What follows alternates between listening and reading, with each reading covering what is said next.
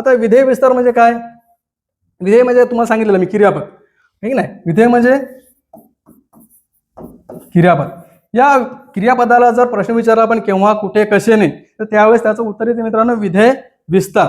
ठीक आहे. म्हणजे क्रिया विशेषण सारखे शब्द असायचे. क्रिया विशेषण म्हणजे क्रिया कशी घडली हे सांगणारे शब्द म्हणजेच विधेय विस्तारामध्ये येतात मित्रांनो. ठीक आहे. कर्म व कर्मपूरक म्हणजे वाक्यातील कर्म, वाक्यातील कर्माबद्दल माहिती सांगणार. वाक्यातील कर्म, त्यानंतर प्रत्यक्ष कर्म आणि अप्रत्यक्ष कर्म मित्रांनो. बघा, तर प्रत्यक्ष कर्म म्हणजे काय आणि अप्रत्यक्ष कर्म म्हणजे काय?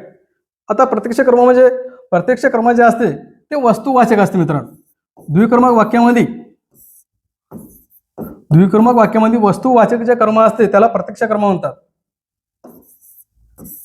आणि अप्रत्यक्ष कर्म द्विकर्मक वाक्यामध्ये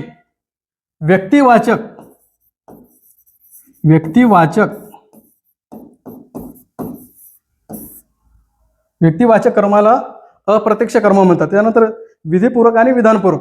आता हे काय आपल्याला कन्सेप्ट माहित करून घ्यायची मित्रांनो. बघा आता बघा, आता उद्देश विस्तार बघितला आपण. उद्देशाबद्दल माहिती सांगणारा शब्द कर्त्याच्या आधी जर आला त्याला म्हणतात उद्देश विस्तार. आता विधानपूर्वक कशाला म्हणतात? बघा, कर्त्याबद्दल माहिती सांगणारा शब्द किंवा माहिती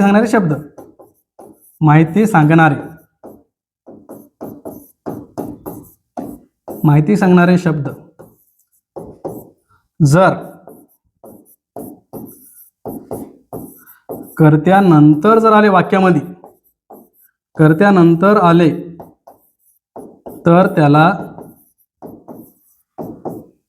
काय म्हणतात? विधीपूर्वक किंवा विधानपूर्वक असं म्हणतात. बघा, विधेय विस्तार म्हणजे काय? क्रियापद, वाक्यातील क्रियापदाबद्दल माहिती सांगणारा शब्द. क्रियापदाचा आपण प्रश्न विचारला केव्हा, कुठे, कसे, जे काही उत्तर येईल ते असते विधेय विस्तारामध्ये, जसे क्रियाविशेषण असतात ते. त्याच्यानंतर बघा, कर्म व कर्म म्हणजे वाक्यातील कर्म. त्यानंतर प्रत्यक्ष कर्म म्हणजे काय? वस्तुवाचक असते. द्विकर्मक वाक्यात जे प्रत्यक्ष कर्म असते वस्तुवाचक असते आणि अप्रत्यक्ष कर्म व्यक्तिवाचक असते. हे ठीक आहे. त्यानंतर बघा, विधीपूर्वक किंवा विधानपूर्वक. कर्त्याबद्दल माहिती सांगणारा शब्द जर कर्त्यानंतर आला तर त्याला म्हणतात विधानपूर्वक किंवा विधीपूर्वक. आणि कर्त्याविषयी माहिती सांगणारा शब्द जर कर्त्याच्या आधी आला तर त्याला म्हणतात उद्देश विस्तार. ठीक आहे मित्रांनो, माहिती कळली नीट?